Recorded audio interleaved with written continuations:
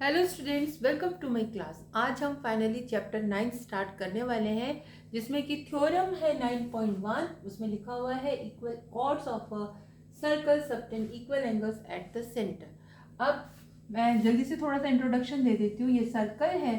Circle में अगर कोई लाइन सेगमेंट जिसके कि दोनों एंड पॉइंट सर्कल के ऊपर होते हैं तो वो लाइन सेगमेंट कहलाती है क्या? कॉर्ड।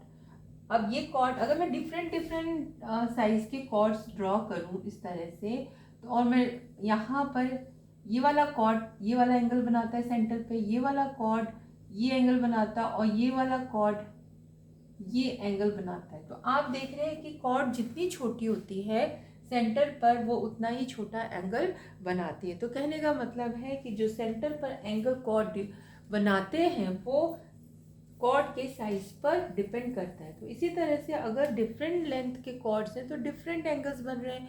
तो ओबियसली अगर सेम लेंथ के कॉर्ड्स हैं तो एंगल्स सेंटर पर क्या हो सबटेंड होंगे? सेम होंगे। तो इसको ही आपको प्रूव करना है। तो कैसे प्रूव करना है? चलिए फटाफट हम दो वो बना लेते हैं, इक्वल कॉर्ड्स बना लेते हैं। चलिए एक कॉर्ड ये हो गई है, दूसरी कॉर्ड हम यहाँ पे बना लेते हैं, ये हो गई। ठीक है, मान लीजिए ये दोनों इक्वल है।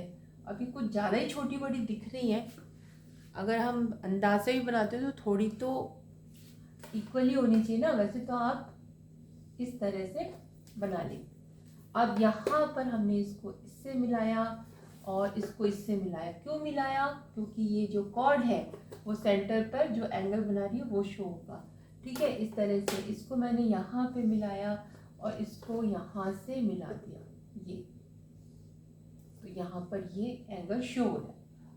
ठीक है, अब हम सबसे पहले लिख लेंगे कि आपको गिवन क्या है।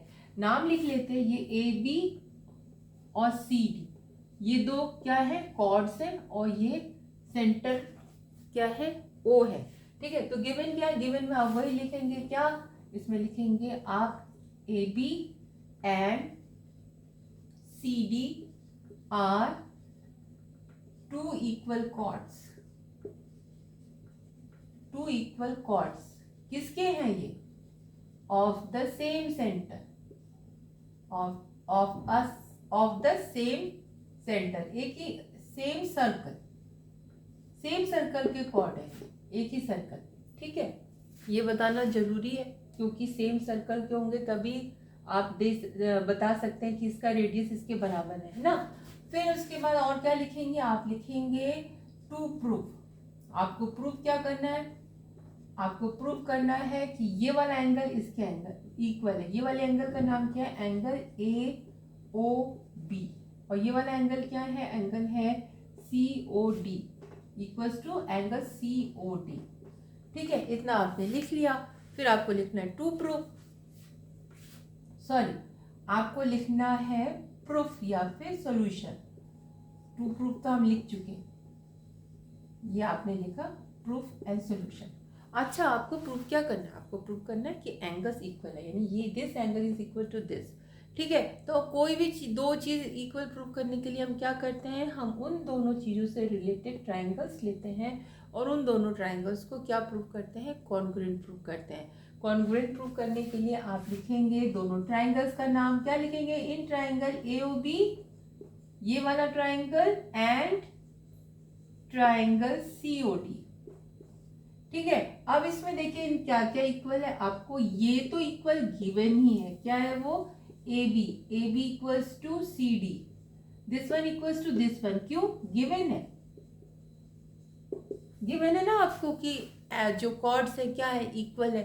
तो अब लिखेंगे जो ओ ए है वो किसके इक्वल है? चाहे इसके दिखा दीजिए चाहे इसके दिखा दीजिए। ओ ए इक्वल्स टू ओ डी या फिर ओ सी या फिर ओ बी, चारों को इक्वल लिख देते हैं। तो आप पेयर में लिख लीजिए, या तो ओ ए इक्वल्स टू ओ डी। क्यों? Radii of the same circle, radii of the same circle के रेडियस है वो। फिर इसी तरह से ये और ये ले लेते हैं, O B equals to O C, यहाँ पर भी वही लिखेंगे, radii of the same circle. अब ये भी क्या हो गया? ये एक साइड है, ये भी साइड है, एक पेयर साइड, दूसरा पेयर साइड, तीसरा पेयर साइड, यानी कि 3 पेयर ऑफ साइड्स हो गए। तो triple S congruent, triple S criterion से ये कॉन्ग्रुएंट प्रूव हो जाएगा। Therefore triangle AOB is congruent to triangle COD by which rule? By triple S rule. Therefore हमको जो एंगल बताने थे ये और ये, therefore angle AOB will be equal to angle COD। क्या लिखेंगे? congruent parts of congruent triangles। इसी तरह होप समझ में आया होगा। अगर समझ में आया है तो प्लीज़ प्लीज़ प्लीज़ मेरे वीडियो को, मेरे चैनल को सब्सक्राइब कीजिए, वीडियो को लाइक कीजिए और शेयर कीजिए if possible, if you have time, and give me a comment also. Thank you.